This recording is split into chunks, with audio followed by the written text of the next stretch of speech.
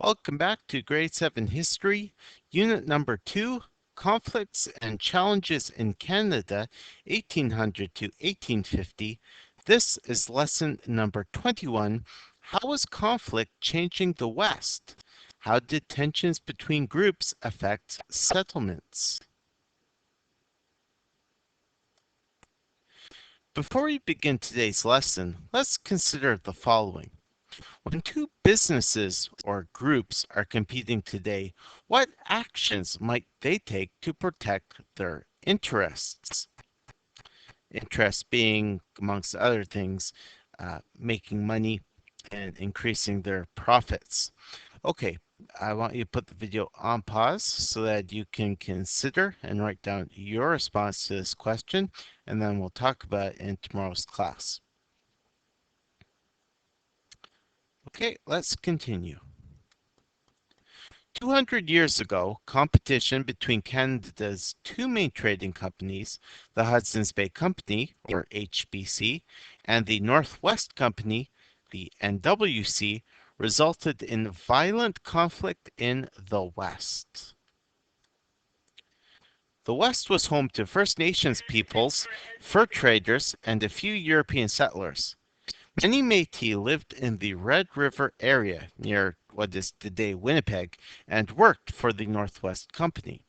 In 1811, Lord Selkirk, a Scottish nobleman and shareholder in the HBC, wanted to create a settlement for poor Scottish farmers. The HBC gave him a large tract of land to create the Red River settlement. The Saulteaux First Nation was an ally of the HBC, and a treaty was signed with Selkirk that would allow settlers to live on their land. The Saulteaux even helped the Selkirk settlers survive the harsh winter of 1832. The years-long competition between the HBC and NWC intensified as both companies were expanding farther west. Selkirk's settlement also created more conflict as it was located in the area that the NWC used for its pemmican supply and trade route. The NWC wanted the settlers out, as did the Métis, who feared losing its trade relationship with the NWC. Interactions between the two companies became more violent. Forts were burned down and the Selkirk settlers were attacked. The conflict came to a head in June of 1816 at the Battle of Seven Oaks. Led by Métis leader Cuthbert Grant, a group of 61 Métis attacked 25 HBC employees and Selkirk settlers. The battle resulted in the deaths of 20 of these men and 1 Métis. It is believed that the Battle of Seven Oaks was provoked by Miles Macdonell, the governor of the Red River settlement. Macdonell had attempted to solve a food shortage by issuing the Pemmican Proclamation, which outlawed the sale of pemmican, that's dried buffalo meat, from the Red River area. Macdonell also banned the buffalo hunt. Both proclamations hurt the Métis, who relied on the buffalo hunt and selling pemmican as sources of food and income. When Macdonell ordered the NWC to leave the area, it was the final straw for the Métis. The Métis saw the battle as a defining event in establishing themselves as a separate people. The Selkirk settlers saw the battle as a massacre. The government said that both sides were to blame and would not get involved in what it saw as a private war between two companies. Only 5 years after Seven Oaks, the HBC and NWC were merged. The new company kept the name Hudson's Bay Company. The new HBC favored trading with the Métis and Ojibwe and ended trade relationships with other First Nations. As their livelihood was now threatened, angry First Nations such as the Sioux responded by attacking HBC forts and Ojibwe settlements. And just take a look at this diagram here on the left. Here's a question. What do the positions of the HBC and NWC forts tell you about the relationship between the two companies before the merger? Put the video on pause, take a look at the picture, write down your response to that question, and then we'll continue. All right. As immigration increased, the population of the Canadas became more diverse. This resulted in new tensions which were caused by differences in religion, political beliefs, and social class, as well as racism and prejudice. And just look at this diagram here. We see a church in the background. And my question is, what does this painting tell you about the role of the Catholic Church in this community? Put the video on pause so you can write down your thoughts on this question.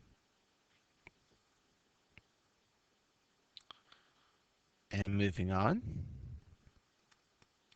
The Church of England was the official church in Britain. Many Loyalist settlers belonged to other Protestant churches such as Methodist, Lutheran, and Baptist. People in rural areas were served by itinerant preachers, preachers who spent a short time in one area before moving to another. Methodist itinerant preachers were very popular in Upper Canada. These priests disagreed with the established Protestant churches, which mostly served the upper classes. In the 1820s, two men held opposing religious and political views and argued over how to improve conditions in and unite the Canadas. John Strachan, an Anglican priest who taught boys from wealthy families in Upper Canada, believed that education should be focused on teaching the elite to become good British gentlemen and leaders of society. Strachan's rival, Egerton Ryerson, was a Methodist itinerant minister.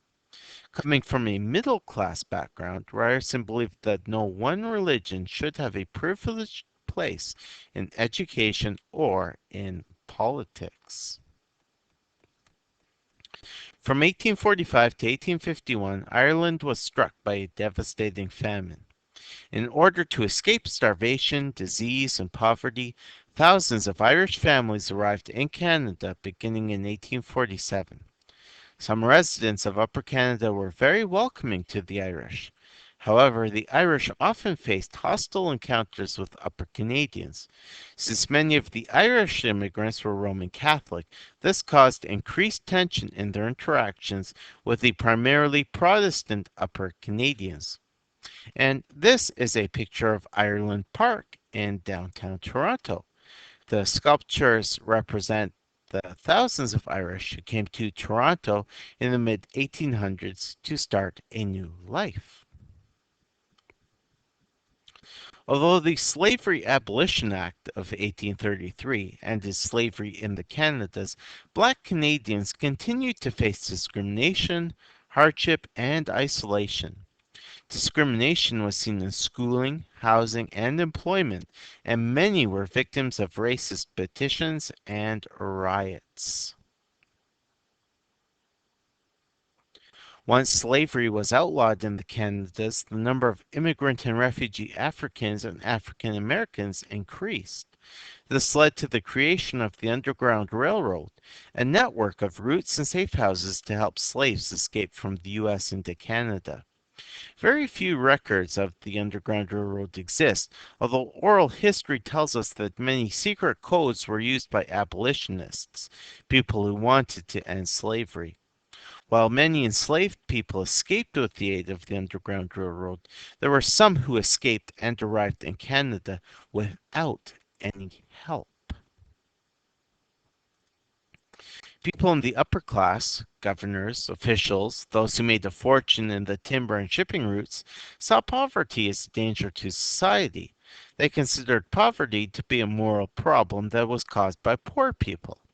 By the 1830s, the policy of providing land grants to all immigrants ended, meaning that a growing number of immigrants had no land and little to no money. Relief for the poor was often provided by charities and religious organizations. However, in many cases, charity was given only to the sick and the homeless. The legal system would frequently put poor people in jail as a way of dealing with people who were considered social outcasts. Just look at this picture here. This is actually a jail. that we see in this diagram. And my question for you is, why do you think a jail was built in the middle of Toronto in the 1800s? So put the video on pause and write down your response to that question. And we are now at the wrap-up section. So let's finish off today's lesson by considering the following. Number one, what impact did the NWC and the HBC have on First Nations peoples and the Métis? Two, how has the role of religion in people's lives changed in Canada since the 1830s? And finally, number three, between Strawn and Ryerson, who do you think had a viewpoint that was closer to today's? Pretty big questions to consider. So you're going to put the video on pause to write down your response to these three questions. If you don't feel ready to do this, it means you need to go back, watch this video at least 2 more times, and then when you're ready, put the video on pause. I look forward to a very lively discussion in tomorrow's class.